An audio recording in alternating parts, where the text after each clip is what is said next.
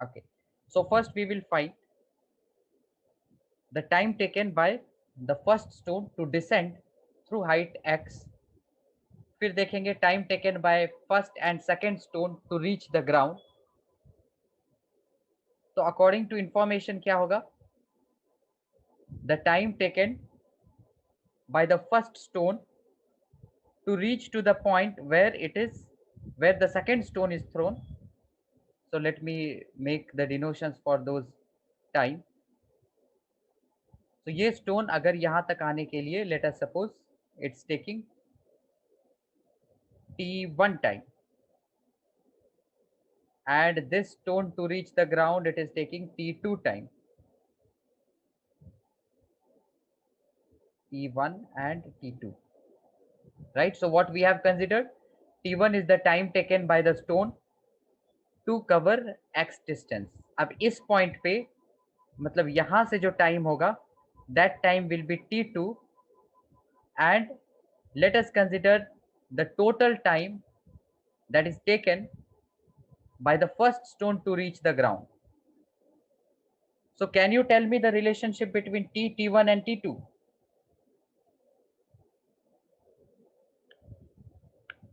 ये है total time taken, this is the total time taken by first stone, इसको हम first stone कहते हैं, first stone to reach ground. t1 क्या है, time taken to come here, and t2 is the time taken by the second stone to reach the ground.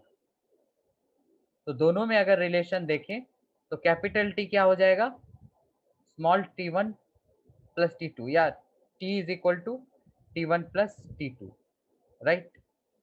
If this is understood till here, then the question becomes very simple. Let us just find out this t, this t1, this t2 and put in this equation.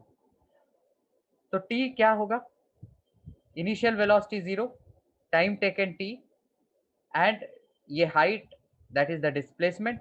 Equation क्या होगा, s is equal to ut, तो 0 हो जाएगा, half at square, so minus half gt square, right? So here we will get t as root under 2h by g, एक मिला हमें. वैसे ही t1 क्या हो जाएगा, ये डिस्प्लेसमेंट हम कंसिडर करेंगे जब ये x डिस्टेंस नीचे डिसेंड हुआ, राइट? तो उसमें भी s is equal to ut plus half at square लगाएंगे. तो डिस्प्लेसमेंट क्या है, x along negative x direction, negative y direction, u तो 0 है तो ये फैक्टर चला जाएगा, so minus half g, time क्या है t1 स्क्वायर. तो यहां से t1 क्या मिलेगा, 2x by ji root under. वैसे ही t2 क्या मिलेगा, ये जो सेकेंड स्टोन है वो कितना नीचे आ रहा है, h minus y distance, right? तो डिस्टेंस है h माइनस वाई, तो डिस्प्लेसमेंट क्या होगा, minus of this. According to our sign convention this is the point of projection. ये भी रिलीज किया है तो इनिशियल वेलोसिटी 0 है, तो ut कट जाएगा, माइनस हाफ जी t2 स्क्वायर. तो t2 यहां से क्या मिला, 2 h minus y by g and root of this. तो ये मिल गया. we will just put them in this equation. So let us put them in the equation and let us try to solve them. यहां तक clear है before I move on?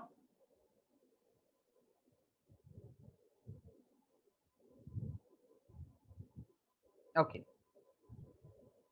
तो t क्या है, root under 2h by g is equal to t1 क्या है, root under 2x by g, t2 क्या है, root under 2h minus y by g. Okay, तो ये रूट जी नीचे से कैंसिल हो गया, बचा क्या, root 2h is equal to root 2x plus root under 2h minus y. अब हमें h को निकालना है in terms of x and y. तो दोनों साइड हम क्या करते हैं, इसको बस सिंप्लीफाई करना है, तो एक बार स्क्वायर कर देते हैं इसको दोनों साइड को. तो इधर मिलेगा 2h is equal to 2x plus 2h minus y plus 2 a b क्या होगा, 2x into 2h minus Y, right? तो यहाँ से देखेंगे हम, फिर ये 2 कट जाएगा हर जगह से, ये बचेगा h is equal to x plus h minus y, plus यहाँ से 2 और 2 फैक्टर कॉमन आया, बचा एक्स एच माइनस वाई। अच्छा, ये h और ये h कट गया, बचा क्या, y minus x is equal to 2 root x into h minus y. हमने क्या किया, जो सब पैरामीटर्स अवेलेबल थे, we just connected those parameters. So we will square this again. So y minus x whole square is equal to 4x h minus y. अच्छा, यहाँ से हमें h निकालना है, राइट? तो 4x को हमने यहाँ रख दिया, और h निकालना है, तो ये माइनस y है, तो इधर आके प्लस y हो जाएगा। ओके, तो h क्या निकला यहाँ से, y plus y minus x whole square by 4x। So let us simplify, तो ये क्या हो जाएगा, 4xy plus y minus x whole square by 4x। तो h हो जाएगा 4xy plus x square plus y square minus 2xy by 4x। ये हो जाएगा प्लस 2xy,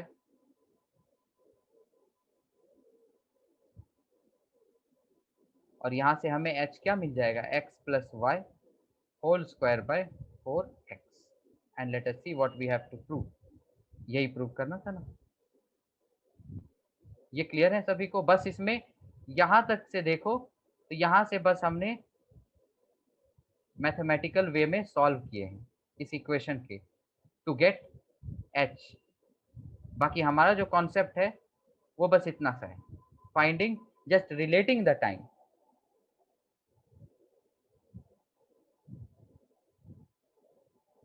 ओके, ग्रेट। और क्या डाउट्स हैं? तो Snigdho 2.3 homework, there are 6 doubts. Okay,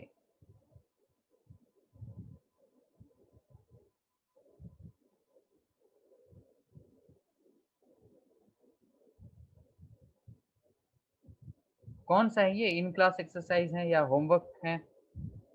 can you tell me the page number? 2.3 में होमवर्क वाला है, right?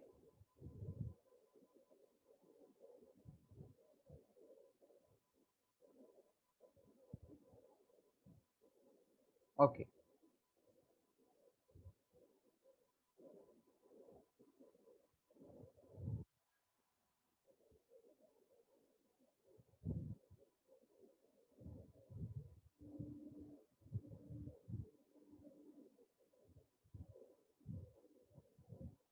so first question number 8.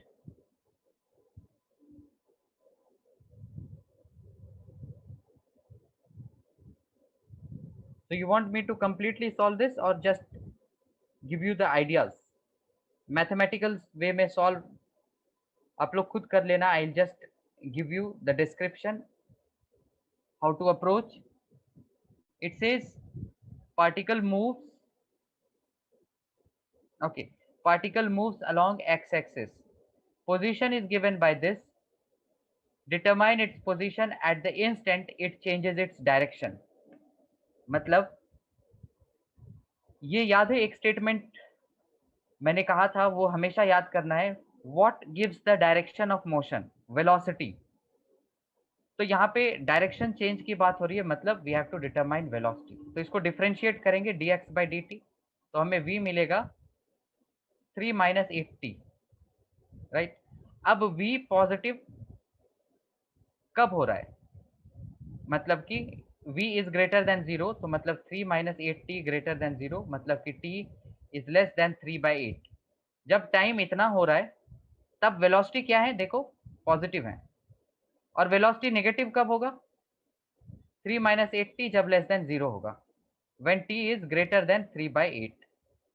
मतलब कि at t equal to 3 by 8 ये डायरेक्शन चेंज कर रहा है, right? So just put t equal to 3 by 8 here, you will get the position. Number 1 clear?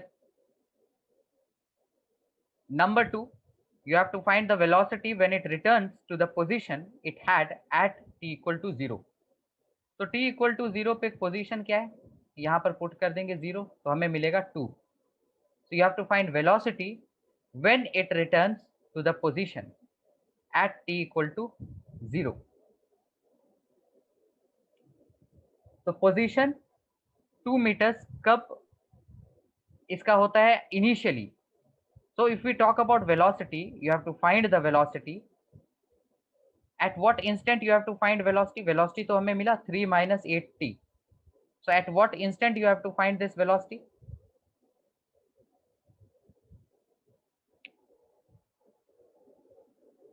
Will I just put t equal to 0, or should I see in terms of x is equal to 2?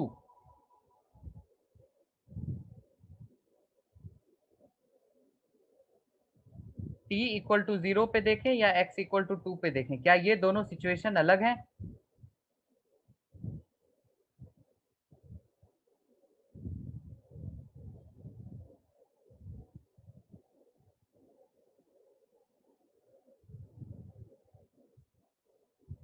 अगर t equal to 0 पे velocity निकालना रहता तो question में directly रहता find out the velocity at t equal to 0.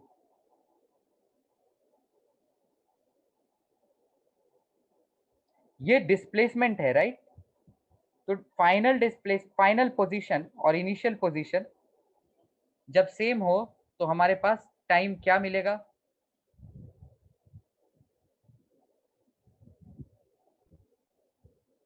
velocity when it returns to the position it had at t equal to 0. मतलब यहां से अगर स्टार्ट किया तो ये अगर घूम के यहीं आ गया तो इस पॉइंट पे वेलोसिटी क्या होगा उसका? तो क्या मैं directly t equal to 0 put कर दूंगा? Will that be a right thing?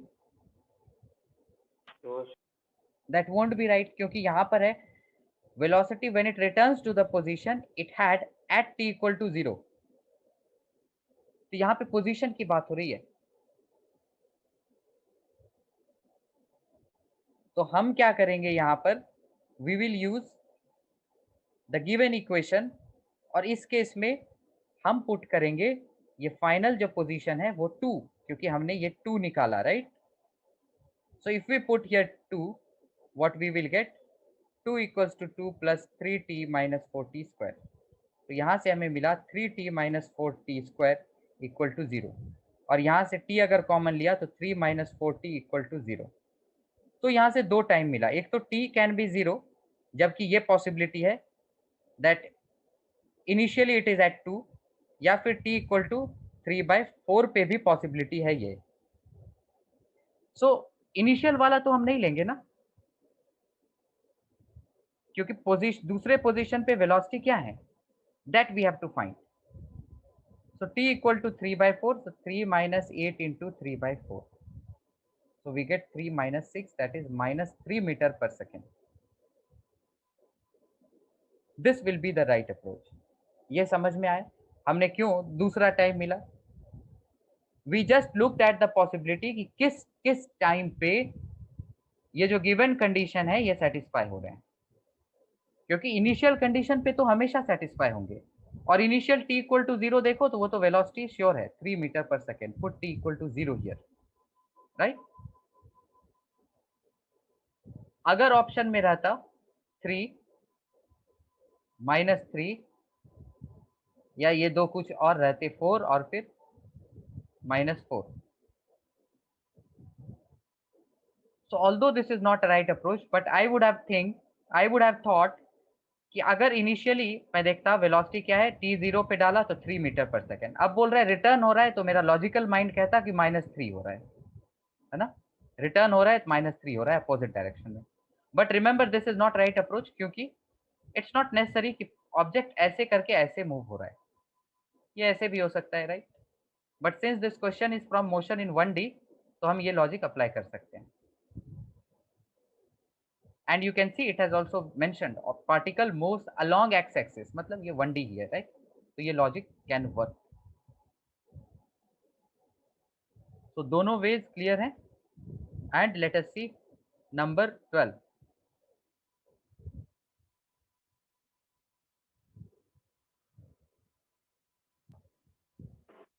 Number 12 तो कर लिया.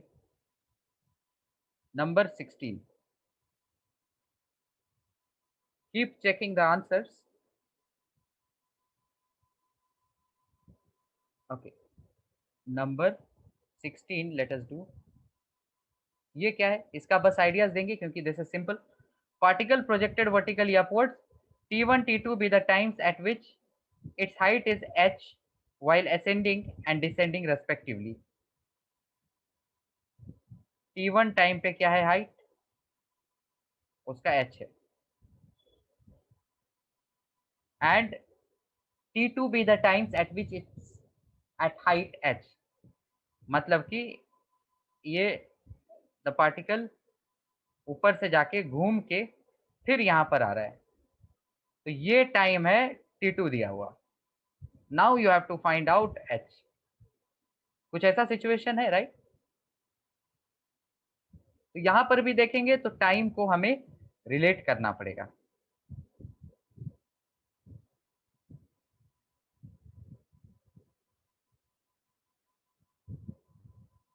ये समझे सिचुएशन इसका? तो let us see the equations.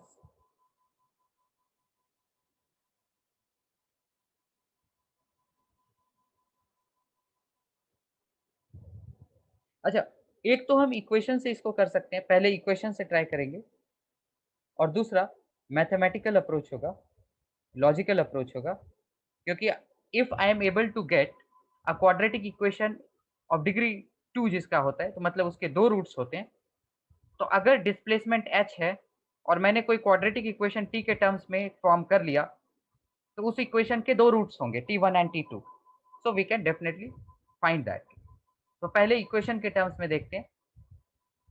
नीचे से ऊपर जाने में कितना टाइम लगा, T1, और हाइट है हमारा h. तो इनिशियल वेलोसिटी लेट अस से u से मैंने फेंका. So s is equal to, I will apply s is equal to ut plus half at square. So s is equal to ut1 minus g by 2 T1 square. एक तो ये मिला equation, ठीक है. इसमें T1 इंक्लूड कर दिया हमने और h1 है. तो we have to find h and the velocity of projection, मतलब u भी निकालना है. ओके. अब दूसरा पॉसिबिलिटी क्या है, देखो ध्यान से देखें तो ये डिस्प्लेसमेंट है हमारा इक्वेशन में. तो टाइम यहां से यहां तक आने में T2 लगा, और यहां तक आने में हमें कितना लगा था, T1. मतलब कि यहां से यहां तक आने में हमें कितना लगेगा, T2 minus T1, right? T2 minus T1. तो अब यहां से जस्ट अपर पोजीशन तक आने में कितना टाइम लगेगा, T2 minus T1 by 2, correct? Is this understood? T2 minus T1 by 2.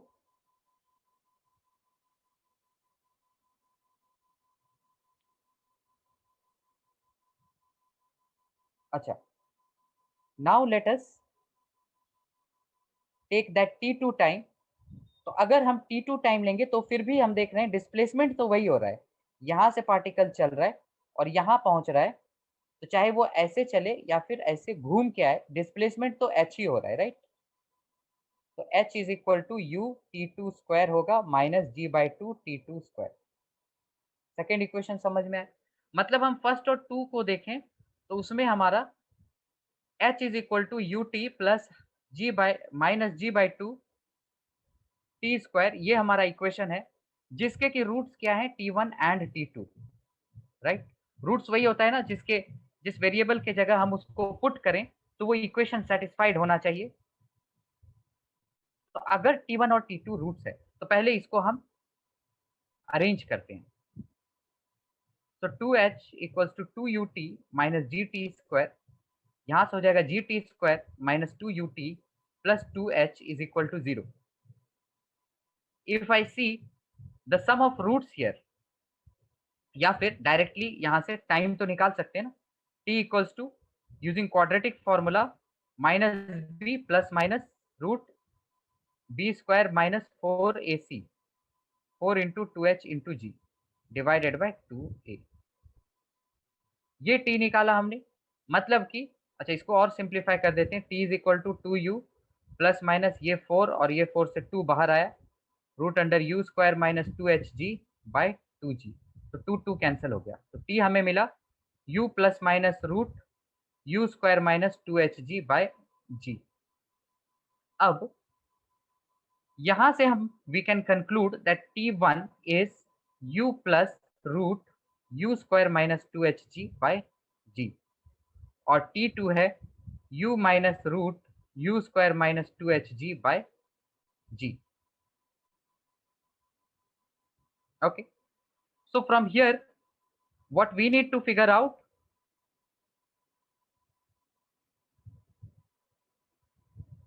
we need to find h।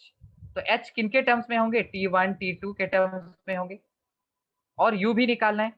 So let us do one thing, let us add them. इन दोनों इक्वेशन को add करते हैं, तो t1 प्लस t2 मिल गया 2u by जी, है ना, ये दोनों कैंसिल हो गया प्लस माइनस। तो यहां से u क्या मिला,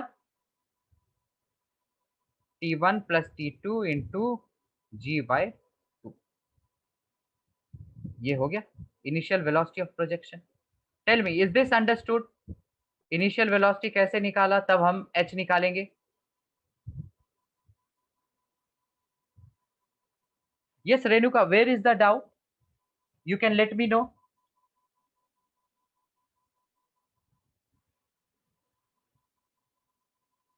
eight what point you have the doubt?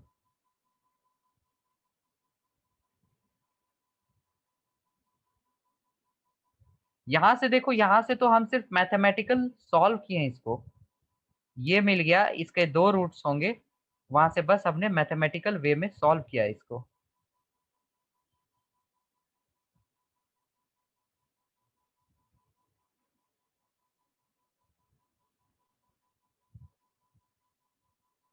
कहाँ मिला t2 माइनस t1 बाई 2, हमें तो अलग मिला है एक्सप्रेशन।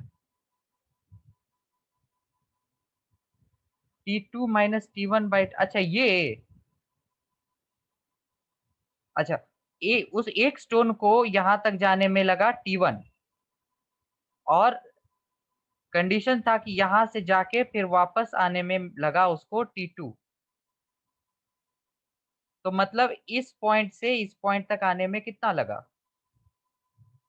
टोटल टाइम माइनस ये टाइम, मतलब t2 minus t1। Now we know time taken to go up is equal to time taken to come down, और this is the total time to go up and come down. तो मतलब time taken to go up क्या होगा, t2 minus t1 by 2। This was just an idea. Main thing is हमने h is equal to u t plus half ji t square, right, this is the displacement. Object को फेंका हमने ground से, वो एक बार यहाँ आया और दूसरा ऊपर से जाके फिर यहीं आ रहा है, तो ये दो टाइम दिए हुए हैं, बट डिस्प्लेसमेंट तो सेम है ना दोनों केस में। अगर ऑब्जेक्ट यहाँ से यहाँ आए तो डिस्प्लेसमेंट h है, अगर ऑब्जेक्ट यहाँ से यहाँ आए तो फिर भी डिस्प्लेसमेंट h है। तो इसीलिए एक ही इक्वेशन है हमारे पास, बट इसके अगर इसको अगर सॉल्व करेंगे तो दो टाइम निकलेगा, राइट, और दो टाइम दिया हुआ है क्वेश्चन में, सो t1 एंड t2। तो इसी को बस क्वाड्रेटिक फॉर्मूला से सॉल्व किया, t के ये एक्सप्रेशन आए, तो उसमें से हमें पता चल गया कि एक t1 में ये प्लस के साथ होगा, दूसरा t2 में माइनस के साथ होगा। अच्छा, ये भी ध्यान रखना है, जो हम यहाँ पर जस्ट सॉल्व करते गए, ये होगा हमारा t1 और ये होगा हमारा t2। क्यों? Because t2 is the time taken to go up and come down, तो ये बड़ा होगा, राइट, एंड t1 टाइम क्या है, यहाँ से यहाँ आने तक, तो t2 ग्रेटर देन t1, है ना, बट सॉल्व करेंगे तो हमें भले ही सेम चीज मिलेंगे। ओके, अब अगर u मिल गया initial velocity of projection, we can easily find out the height. किसी एक इक्वेशन में पुट कर देंगे, हमें हाइट मिल जाएगा, right, we will get the height. या फिर चलो इसमें पुट कर देते हैं, या इसमें पुट कर दो, हमें हाइट मिल जाएगा। लेट अस से मैं ये सेलेक्ट कर लिया, इसमें पुट करते हैं। t2 is equal to u, u क्या है, t1 plus t2 into g by 2 plus root u square minus 2hg by g। तो ये g इधर आ गया, ये माइनस होगा राइट इधर आके, तो ये बनेगा हमारा g t two minus g by two t one plus t two is equal to root u square minus two h g. इसको सिंप्लीफाई करेंगे तो मिलेगा two g t two minus g t one minus g t two is divided by two is equal to root u square minus two h g. इसको solve करेंगे तो ये हो जाएगा g t two minus t one by two. अच्छा दोनों side square कर देते हैं तो हमें मिल जाएगा इधर लेफ्ट साइड में you square minus two h जी। तो एच निकालना है यहाँ से, तो ये तो सॉल्व हो ही जाएगा। इसको इधर लाओ प्लस कर दो, इसको इधर लाओ, so u square minus g t two minus t one whole square by two. अच्छा ये होल स्क्वायर है by two and then this whole divided by two g, ये हो जाएगा हमारा एच।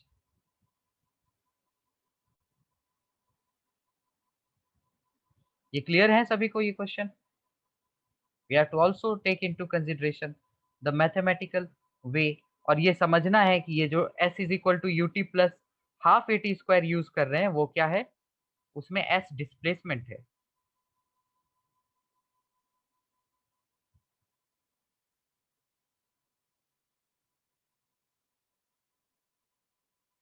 तो we will move to the next question. किसी को डाउट्स हैं इसमें?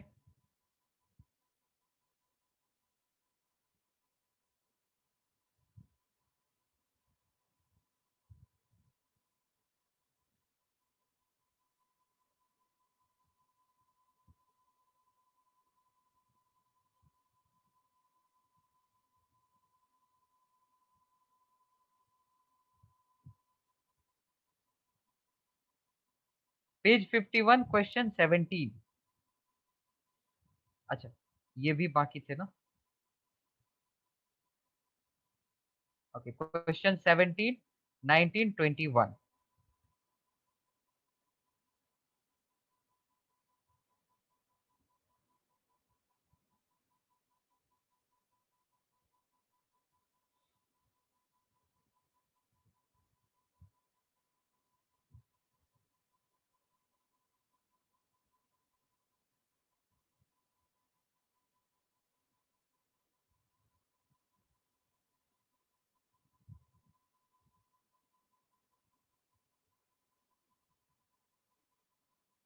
okay this speedy Shri driving at 30 meter per second enters a one lane tunnel.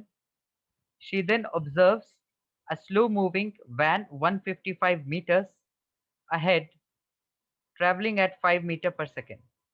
Shri applies her brakes but can decelerate only at minus 2 meter per second square because the road is wet. Okay.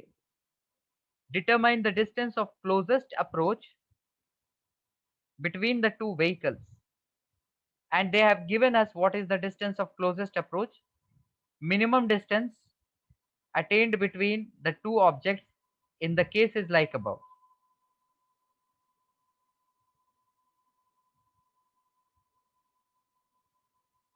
तो इसमें क्या situation है?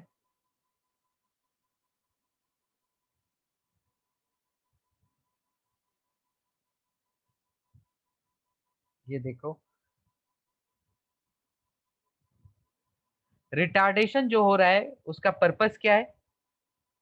To stop quickly so as to avoid any major accident.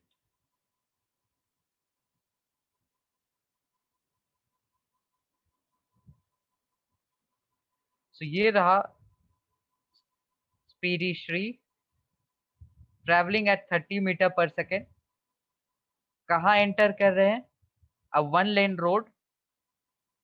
Then observes a slow moving van 155 meters ahead traveling at 5 meter per second। ये 155 meters ahead है। Shri applies her brakes and what is the acceleration? Minus 2। Minus acceleration means the intention is to stop. So then what will be the distance of closest approach?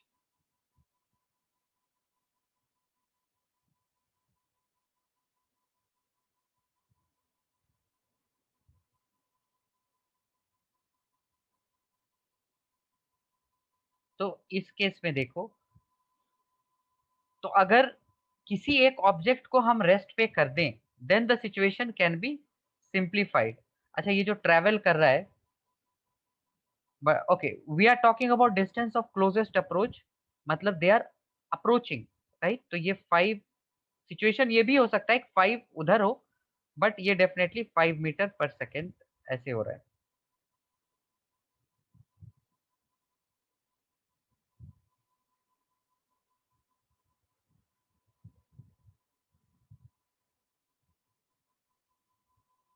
तो अगर दोनों, if both are moving towards each other, तो क्या distance of closest approach,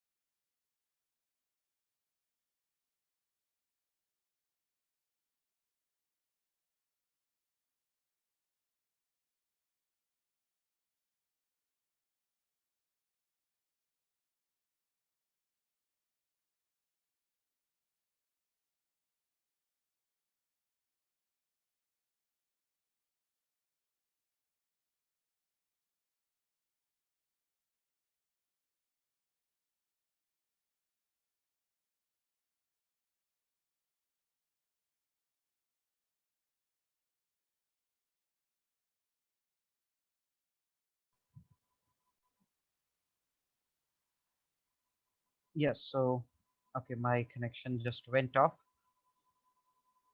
So yes, if it is not properly given in the question in what direction they are traveling, so we have to analyze it carefully. और एक चीज ये भी दिया है, one लेन tunnel है, वन लेन tunnel है तो दोनों ऐसे ही जाएंगे, वो भी एक आइडियाज है। बट ये भी फिर हो सकता है सिचुएशन की एक गलती से इधर से अगर उल्टा यहाँ पर आ जाए। So accordingly we have to analyze. So we analyzed and we saw this is the direction of the movement. Now, since here the van is moving with constant speed, its acceleration is 0. So let us look at all the parameters for these two different objects. Its acceleration here is 0. And now let us take into consideration, let us find the displacement. Let us say this is the distance traveled by Shri is, let us say, x, and distance traveled by this van is y, and then we will have to find the distance of closest approach, which will definitely be lesser than 155 meters. So if we find equation of both, तो पहला equation,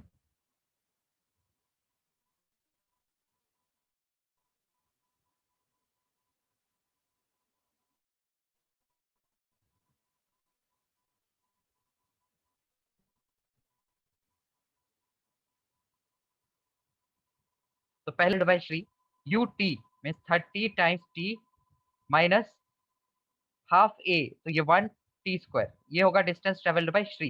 distance travelled by this and this will be x. Distance travelled by van ये क्या होगा, just 5 into t, right? Because it has no acceleration, I just applied speed is equal to distance by time.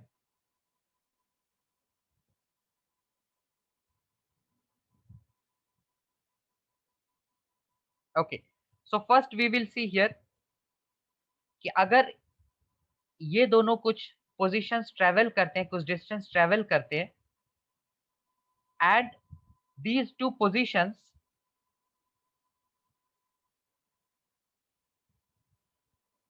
their time will be equal, क्योंकि हम एक point से major कर रहे हैं, राइट? तो जितने टाइम में ये ट्रेवल किया उतने ही टाइम में वो भी ट्रेवल कर रहा है ना, तो टाइम तो इक्वल होगा। ओके,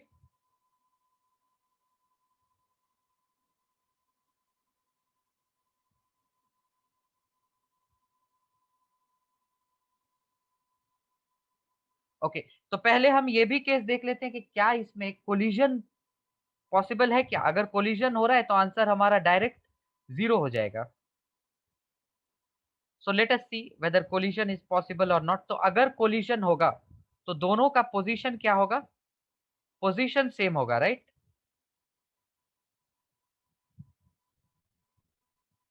तो दोनों को अगर हम इक्वेट करते हैं तो let's say 30t minus t square is equal to 5t।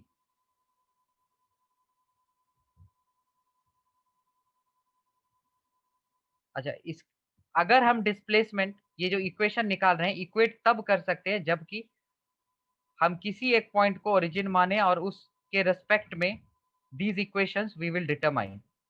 So let us say I assume the position of van to be at rest या at this origin point. तो इसके रेस्पेक्ट में ये पोजीशन क्या हो जाएगा? -155। तो ये जो x होगा that will be this whole thing -155।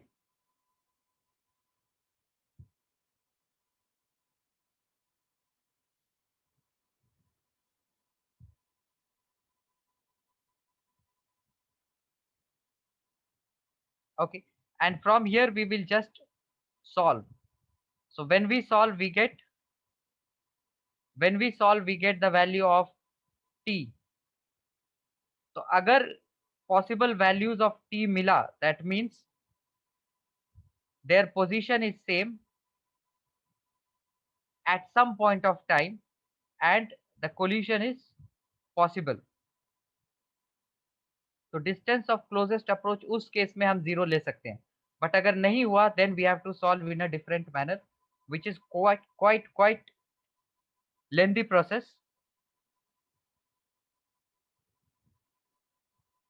So just solve this one and let's get the value of t.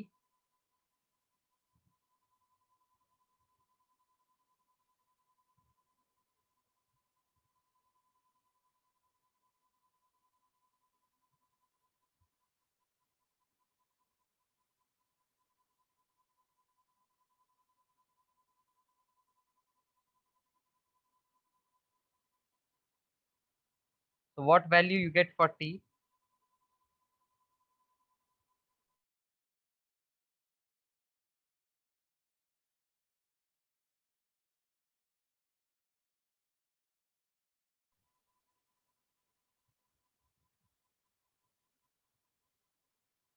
Yes, you get two values of t.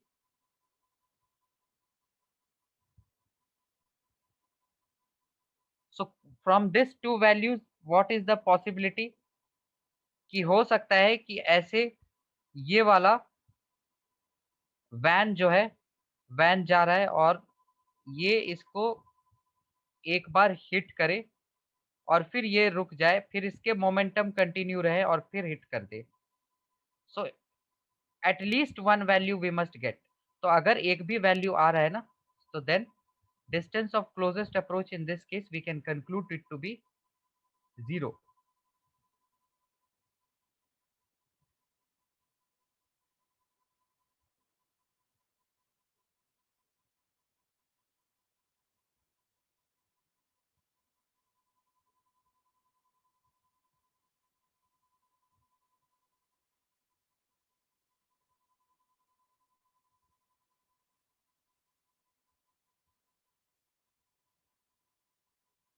Understood this one? First thing is we checked it whether the collision will be possible or not. तो देख लिया, जैसे ही check किया first ही condition मिला collision होगा, तो distance of closest approach 0 हो जाएगा।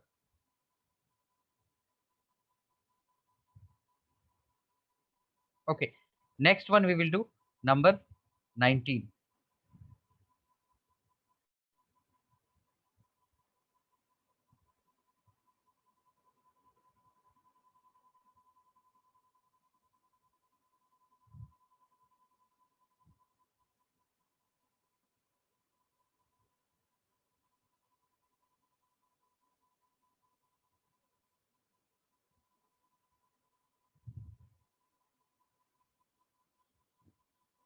Okay, so here we have, in a car race, A takes T time to finish, T time less than B to finish and passes the finishing point with a speed V more than car B.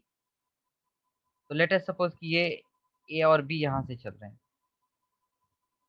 So it's written car A takes time T less to finish than car B. So let's say B takes capital T time to finish. तो A कितना time लेगा to finish? T minus T. Right? So A will finish it first and passes the finishing point with speed V more than car B. तो car B का अगर speed है x, तो इसका speed होगा x plus v. Assuming the car starts from rest, 0 meter per second initial velocity, and travel with constant accelerations a1 and a2 respectively, then we have to show that this is true. So the distance traveled will be same. That one point we can conclude. Distance traveled will be same. So अगर distance traveled same है, so of course we have to use only the equation which contains the distance traveled into it.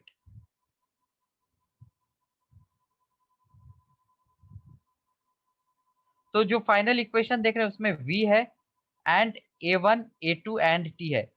So how we can relate, एक तो v square minus u square is equal to 2as, उससे distance relate कर सकते हैं, और दूसरा s is equal to ut plus half at square. तो a का u इंटू टी, ut तो दोनों का 0 होगा, so half into a into t1 minus t whole square is equal to half into a2 into t square.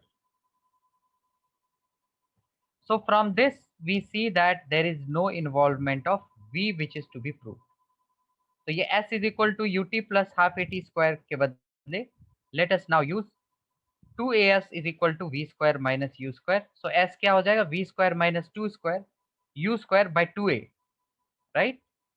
So s of a will be equal to s of b.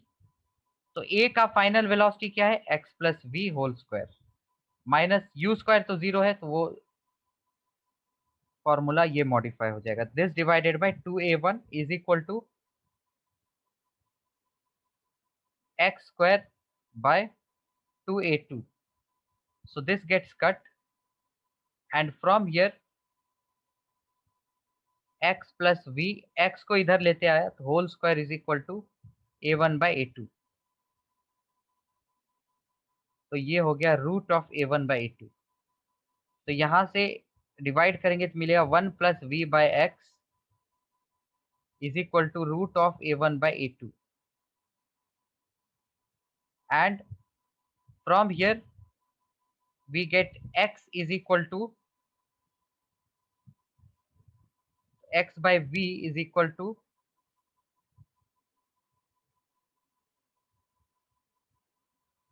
v by x is equal to root a1 by a2 minus 1. तो x क्या हो जाएगा, v by root a1 by a2 minus 1. अच्छा, ये x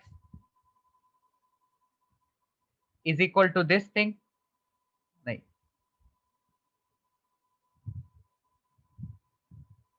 so we have to eliminate x from here. So how do we eliminate x? Till here is it understood? Then we are just left with the solving part.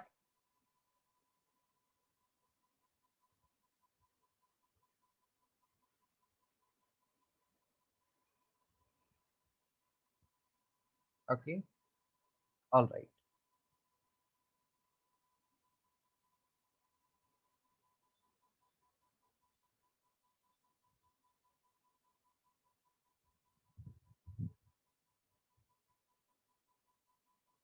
अच्छा, एक और equation है हमारे पास which will even ease the situation.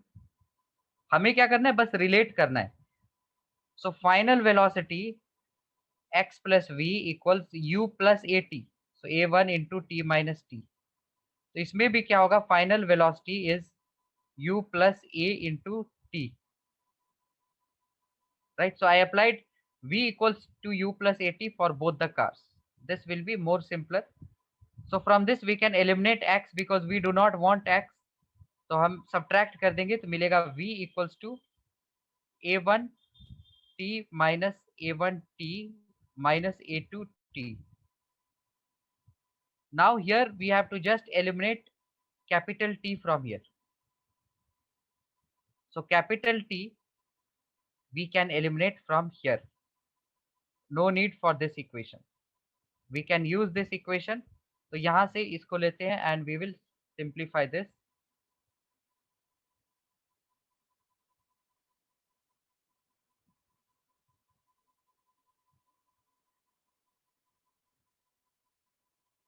So let us simplify this.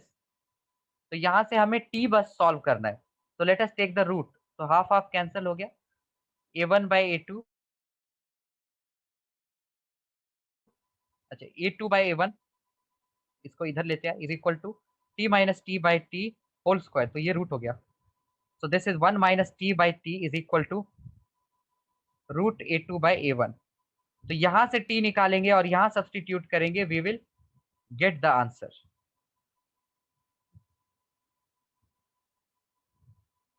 Late us substitute and check. तो यहाँ से t कितना निकलेगा, t बाई टी मिला 1 minus root a2 by a1। तो यहाँ से कैपिटल T कितना मिला, इसको मॉडिफाई करेंगे तो मिलेगा root a1 minus root a2 by root a1। तो कैपिटल T मिलेगा t root a1 by root a1 minus root a2, और इस t के वैल्यू को यहाँ पे सब्सटीट्यूट करते हैं तो हमें क्या मिलेगा equation, v equals to a1 into t minus a1 into t minus a2 into T.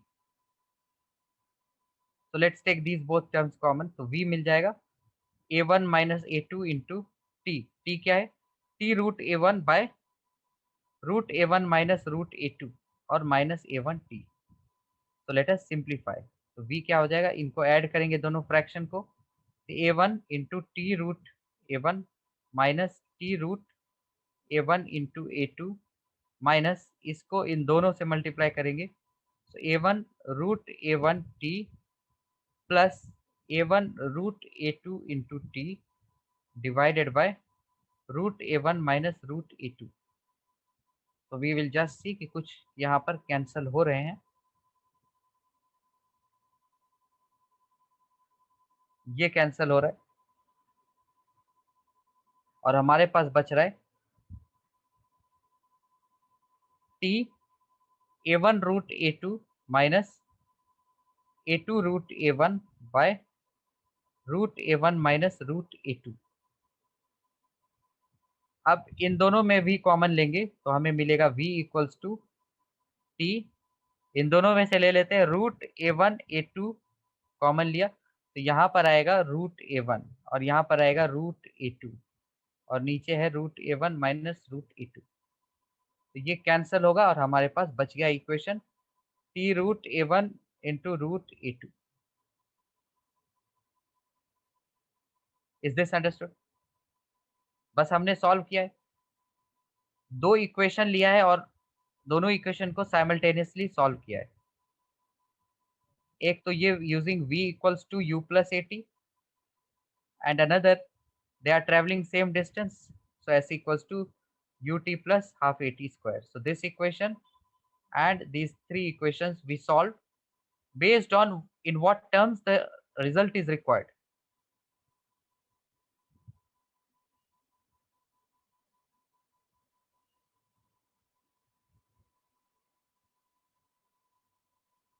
ये क्लियर है?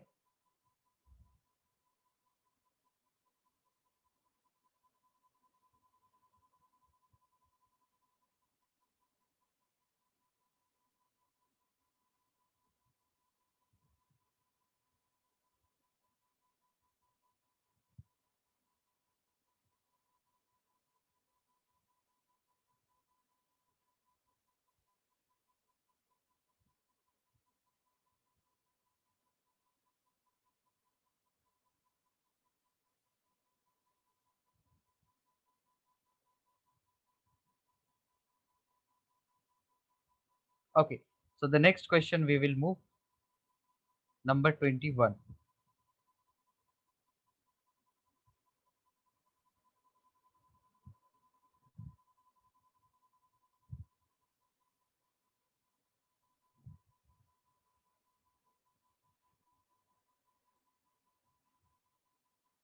A car is approaching a hill. Yeah, let us suppose this is the hill. A car is approaching the hill at 30 meter per second when its engine suddenly fails just at the bottom of the hill. तो यहाँ पर engine fail हो जा रहा है, that means engine off हो जा रहा है. The car moves with a constant deceleration of -2. मतलब ये कितने डिसीलरेशन से मूव कर रहा है, -2 मीटर पर second square, while continuing up the hill. Write an equation for the position along the slope and for velocity as a function of time, taking x equals to 0 at the bottom of the hill. यहाँ पर considering this as the origin, it's given u is 30, that's mentioned here, and then we will see number 2, to determine maximum distance the car can go up the hill.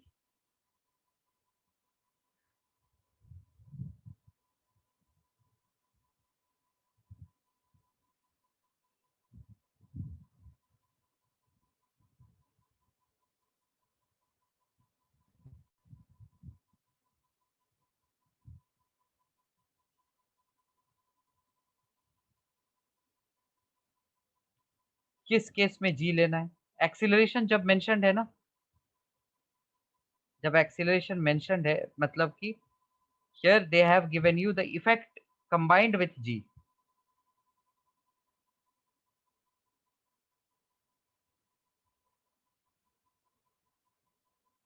मतलब उसका हो सकता है acceleration क्या हो, 8 हो, और g को कंबाइन करके -2 बता दिया. This is the acceleration along the slope.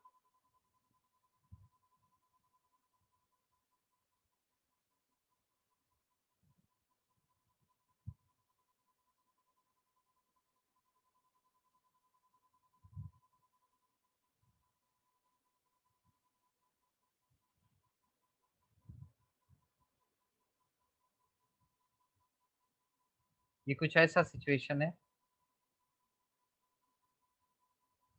So the car is trying to go along the slope.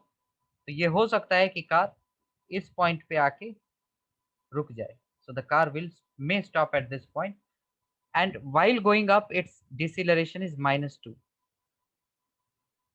अभी ये नहीं सोचना कि ये डिसिलरेशन कैसे आया, that's the question for forces. Now we have to just see कि अगर ऊपर जा रहा है तो कितना ओवरऑल डिसिलरेशन इसमें हो रहा है. That may be due to the resistive forces, that may be due to acceleration due to gravity. So it's moving at 30 meter per second, and what we are required, what we are supposed to find, the equation for position along the slope and for velocity as a function of time. तो पहले position निकाल लेंगे, फिर उसको we will differentiate, we'll get the velocity with respect to t.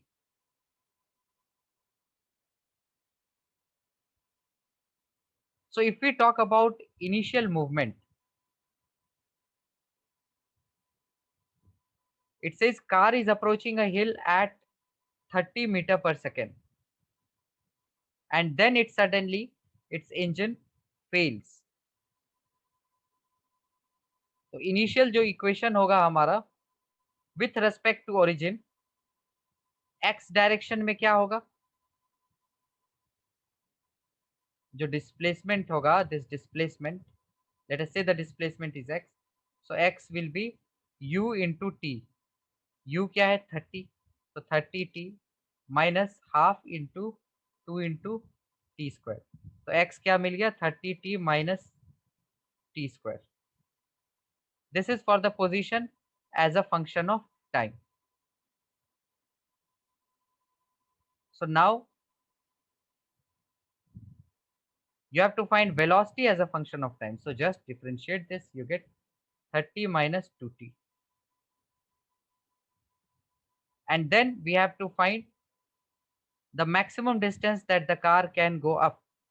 तो maximum distance जाने के लिए उसके इनिशियल वेलोसिटीज क्या है? 30, right? Initial velocity you can compute using this. T zero हो जाएगा इस पॉइंट के रिस्पेक्ट में। 30 मीटर पर सेकेंड इनिशियल वेलोसिटी हो गया। फाइनल वेलोसिटी क्या हो गया? Finally it will stop, so zero. Acceleration क्या हो गया? -2। And we have to find maximum distance, तो ये डिस्टेंस मैक्सिमम कितना है?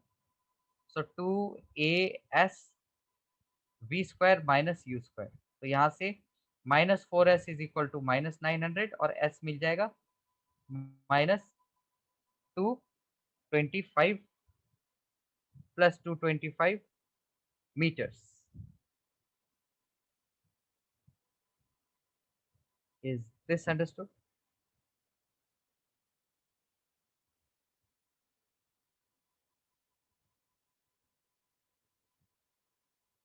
Okay. What other doubts you have?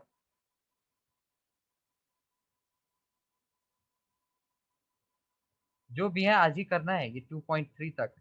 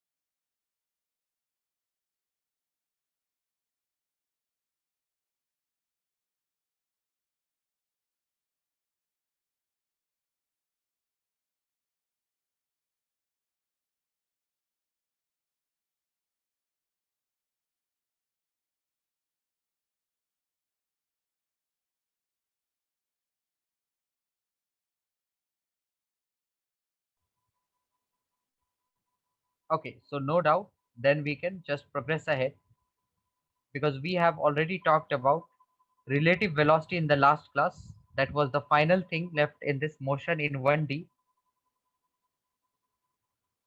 So this class you can do the homework of 2.4,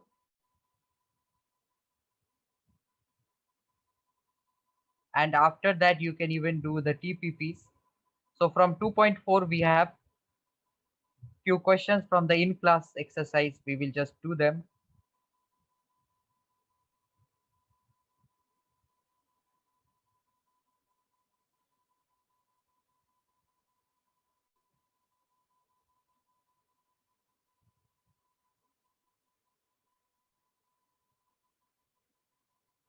Okay, we will do this question.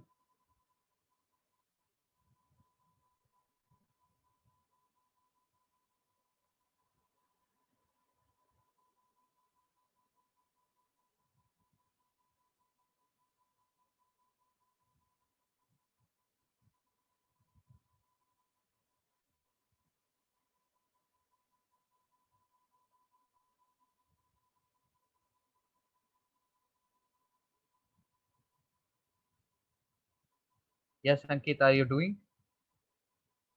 ये कर रहे हो? ये करना है तुम्हें, number 7।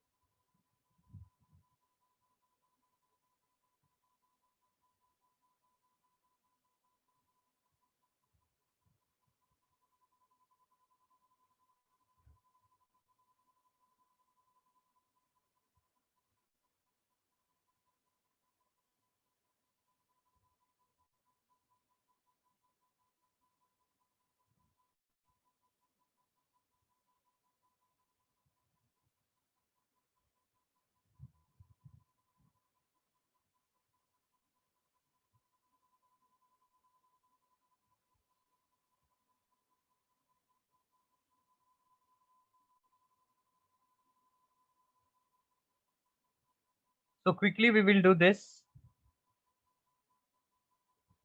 We have also seen a statement in motion that the velocity of an object is carried by the history of motion. Velocity as in initial velocity.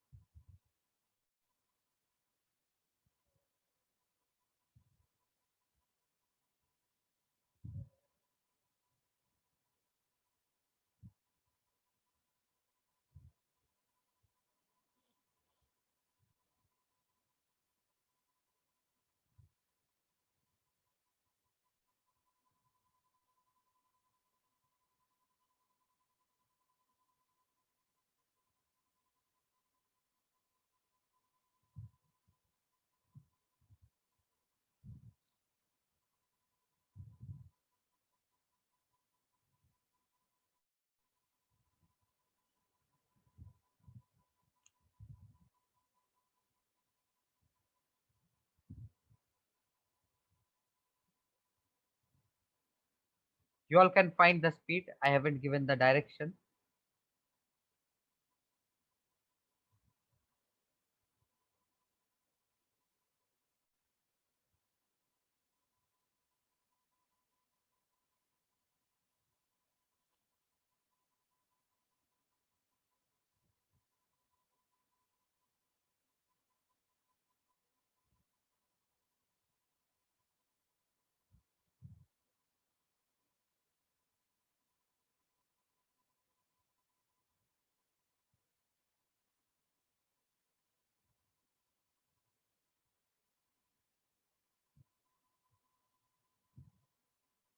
So most of you have selected C, but A will be the right answer because we saw the initial velocity is carried out by the history of motion.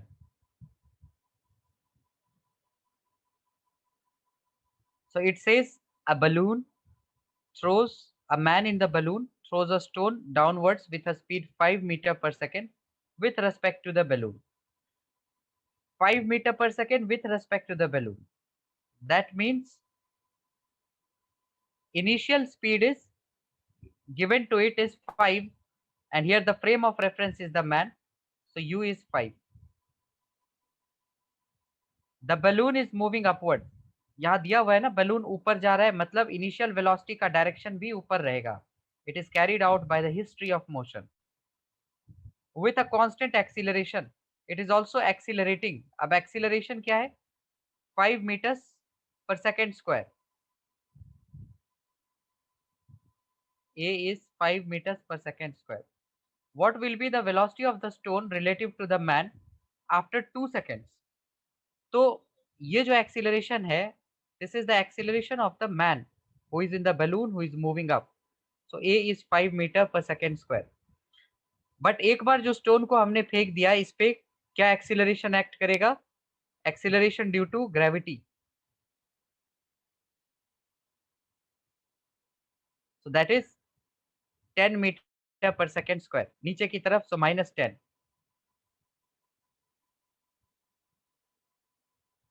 Now what will be the velocity of the stone relative to the man after 2 seconds? So after 2 seconds stone का real velocity क्या हो रहा है? V equals u plus at. So 5 minus 10 into t. t क्या हो रहा है?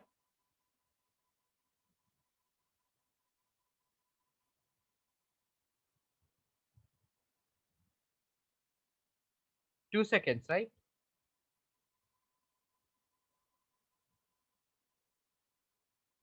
या फिर हम पॉजिटिव पर्सपेक्टिव से करते हैं. V equals to u plus at.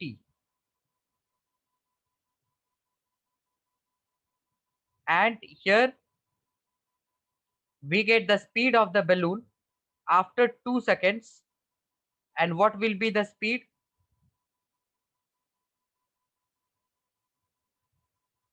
of balloon after 2 seconds?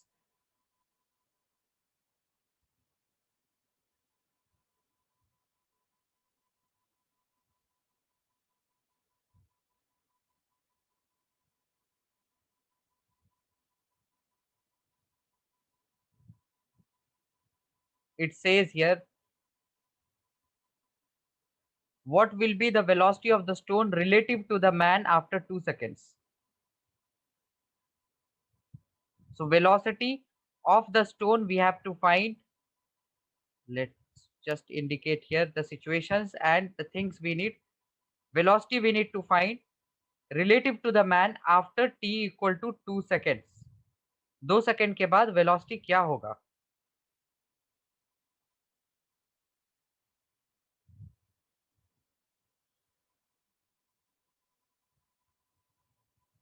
So we will just relate the given things. जैसे let us solve in terms of relative motion. So relative velocity of stone क्या होगा? V relative, I am talking about the stone. So V relative क्या होगा? ये V relative जो दिया हुआ है that is 5 मीटर पर सेकेंड. एक्सीलरेशन रिलेटिव फिर क्या होगा?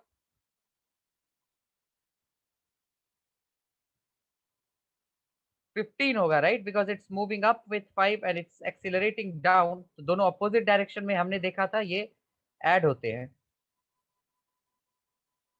And once we have relative velocity and relative acceleration, ये कौन सा रिलेटिव वेलोसिटी है? This is initial relative velocity.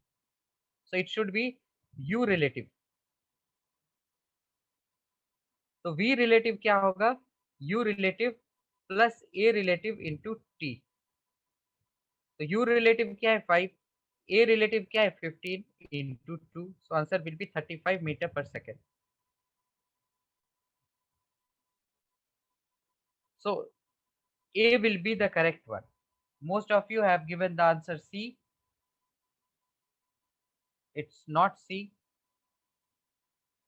Understood this one now? इस तरह से भी हम सॉल्व कर सकते हैं, बट उस केस में दिक्कत क्या होती? हमें इनिशियल वेलोसिटी इसका पता नहीं था, और ये जो दिया है ये velocity initial velocity of stone नहीं है. This is the relative velocity of stone with respect to the man moving up. So it's always better to solve in terms of relative motion.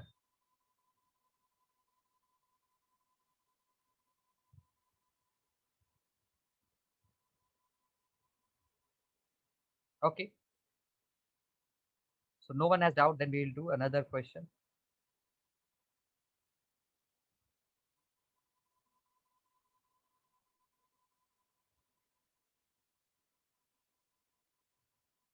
हाँ, यहाँ पर ये रिलेटिव वेलोसिटी दिया है ना, man is throwing a stone with respect to the balloon. तो relative velocity दिया है 5.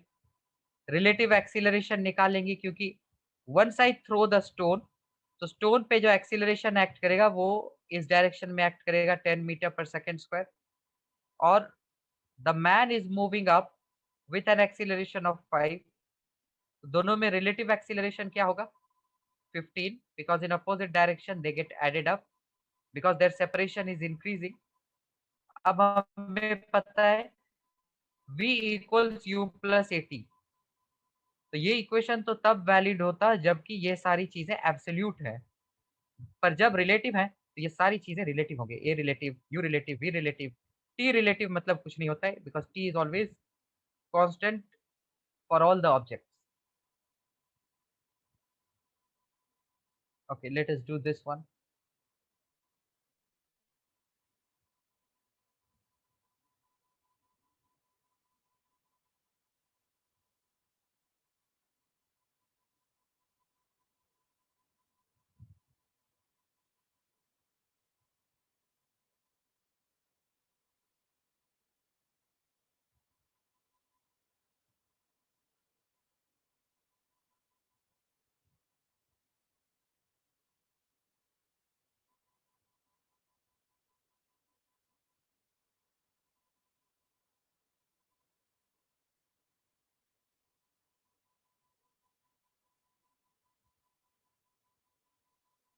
The velocity of particle moving along positive direction varies as v equals to k root x.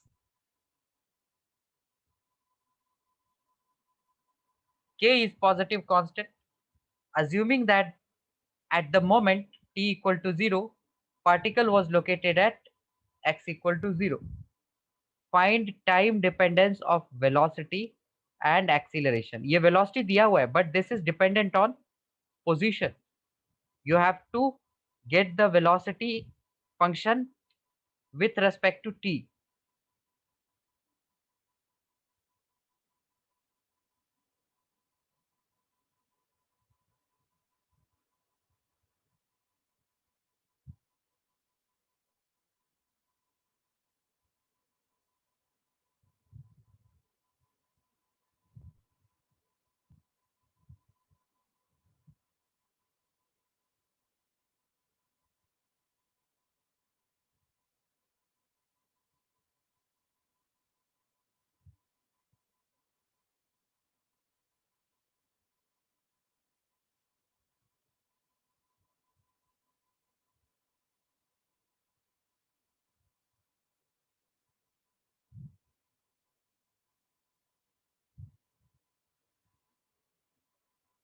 At t equal to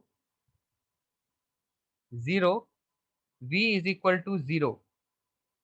v नहीं, x equal to 0 दिया हुआ है ना, मतलब ये बता रहा है कि initially the object was at origin.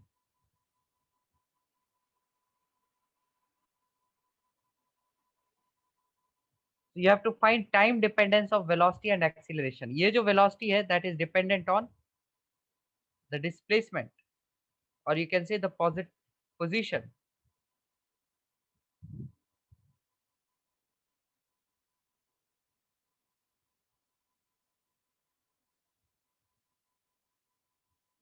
So if we differentiate both sides, what we get, d by dt of v is equal to d by dt of k root x.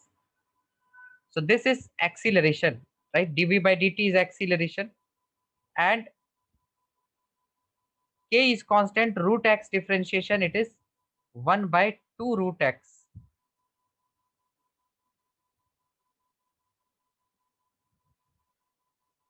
तो यहां से हमें acceleration भी मिला, which is dependent on position, but we do not want that. So let us rearrange here.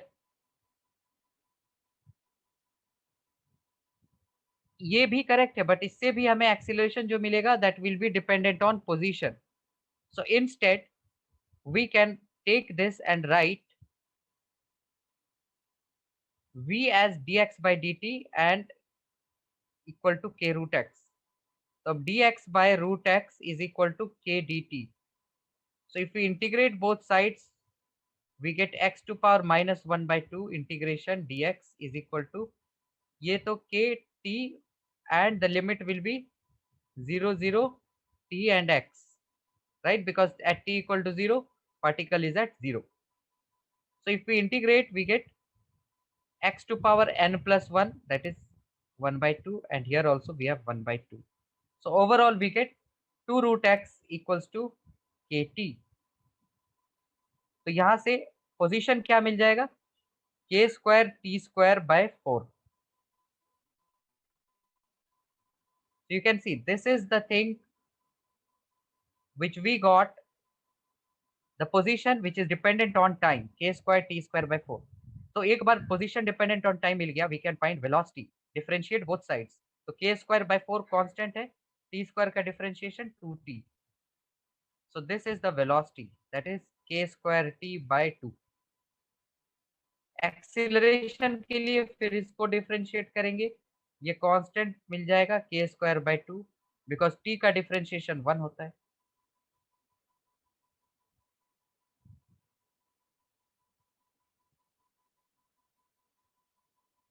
So this number 1, is this clear how to find out?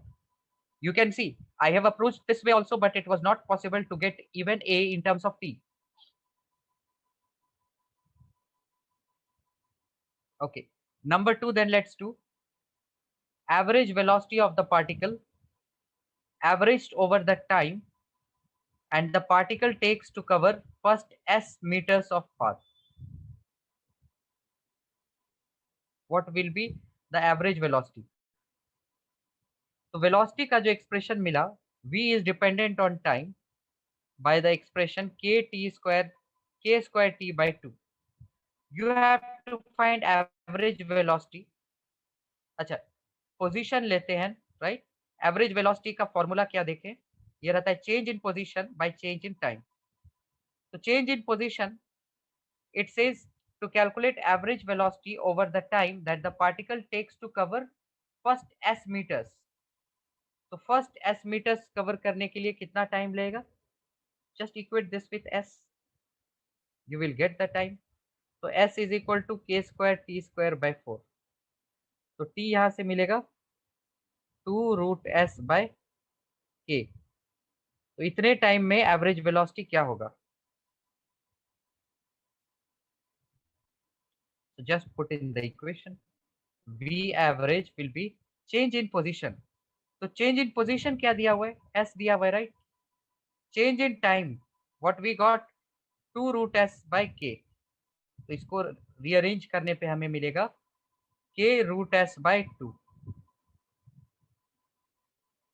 Is this understood how we got average velocity of the particle? हमने start यहाँ से किया और ये change in position दिया हुआ था S. With respect to that change in position, we found how much time was required to go through this position or to cover this displacement.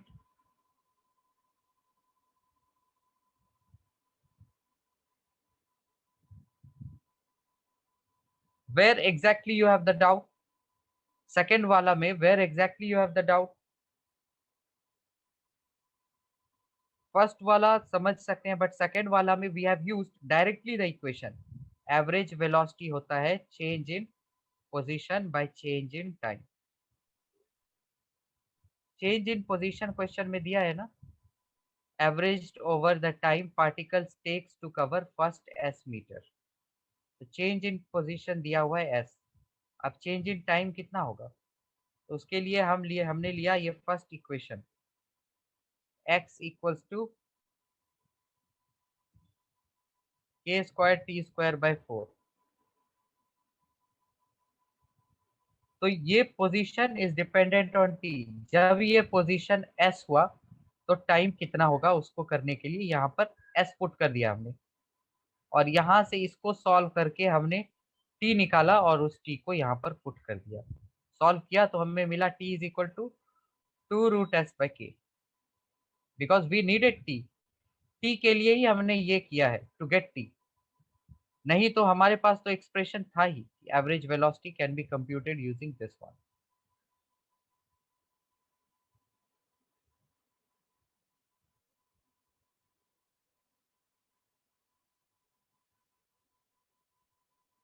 Any other doubt you all can let me know. कोई doubt नहीं तो ठीक है. We will start with motion in a plane in the next class and go through the last module 2.4 homework exercises. बस homework वाला करना है because in class we have finished. Do the homework once and later on you can attempt the TPP. So just barely you have 18 problems. So see you all in the next class.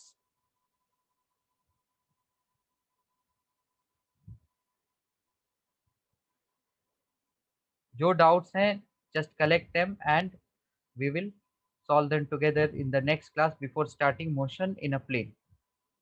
First half hour we will do the doubts and then we'll start with motion in a plane.